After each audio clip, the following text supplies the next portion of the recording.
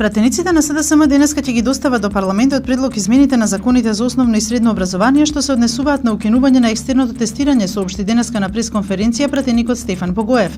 СДСМ ги повика сите политички партии да го поддржат овој предлог во интерес на учениците, наставниците, родителите и граѓаните.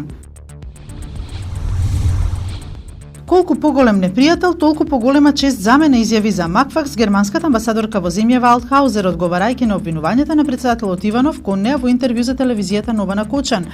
Германија е голем пријател на Македонија и стоиме подготвено да продолжиме во нашата поддршка, вели таа.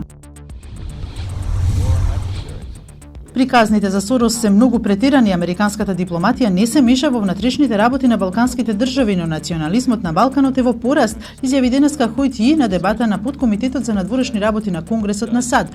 Најголемиот дел од дебатата се фокусираше на политичката ситуација на Балканот, како и за руското влијание во нашиот регион.